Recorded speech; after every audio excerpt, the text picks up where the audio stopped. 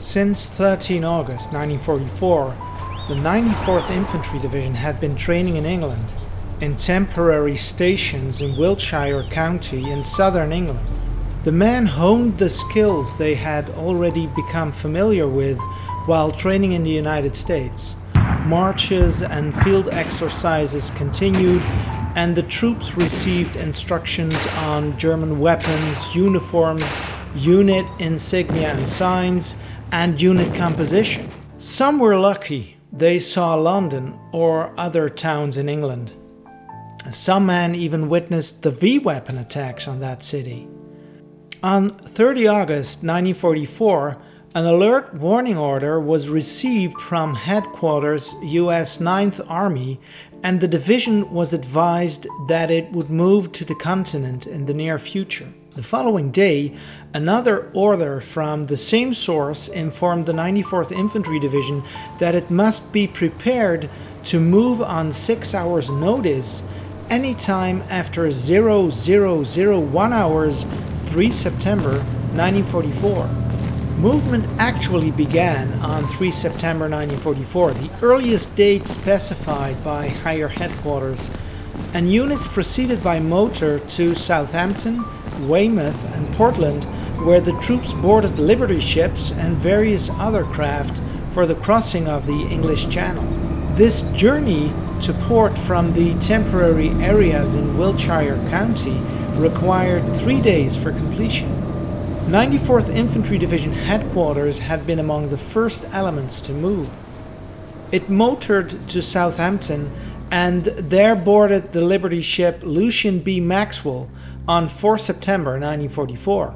The following day, this vessel moved to the mouth of the harbor and there joined a large convoy of US troop and supply ships ready for their cross-channel voyage.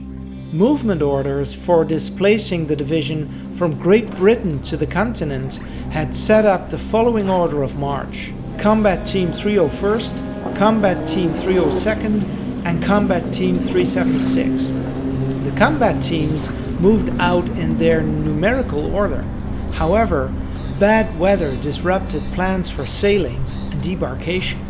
The 301st Infantry, quartered in Trowbridge, departed on 4 September 1944 for Southampton under the command of Lieutenant Colonel Donald Hardin, the regimental executive officer, since Colonel Roy N. Haggerty, the regimental commander, was moving with division headquarters. Foot elements of the regiment boarded the Neutralia and the crossbow the evening of 5 September 1944. The 302nd Infantry began movement to Southampton on 5 September 1944, when the motorized elements moved to the port. By the 6th, all vehicles and their accompanying personnel had been loaded. Foot troops followed on 7 September 1944. The 376th Infantry sailed from the United Kingdom on 7 September 1944. A week earlier, Company I member Bob Adair wrote to his parents, "The weather here is really lousy, rainy, misty and pretty cold all of the time. A lot of fellows have colds and about everything else. I am in the position where I wish I would either get sick or well." He remembers leaving England.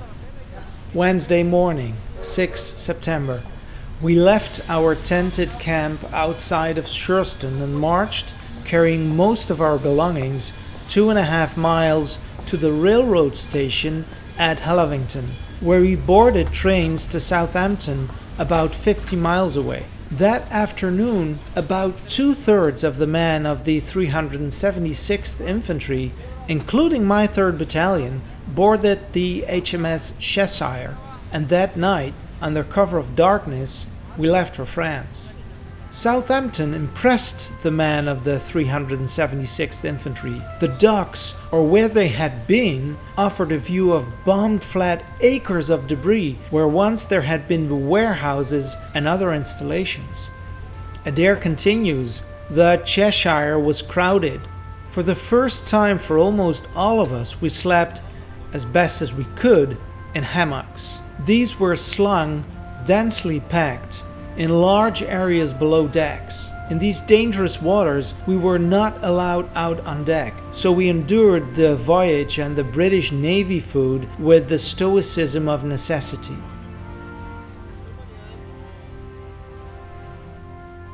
Because of bad weather, the division artillery also experienced difficulty in crossing the channel. The 301st Field Artillery Battalion reached Weymouth on 3 September 1944 and loaded in landing ships tank, also known as LSTs, during 4 and 5 September 1944. The 356th Field Artillery Battalion departed from Trowbridge on 4 September 1944. It would eventually cross the channel without incident and on 10 September 1944 would land in France. The 390th Field Artillery Battalion also left Trowbridge on the 5th of September. After a 24-hour delay at Portland, the unit sailed for France on the morning of the 7th. The LSTs reached Utah Beach at 0330 hours on the 8th and began unloading at 0730 hours. The 94th Infantry Division had landed in the European Theatre of Operations.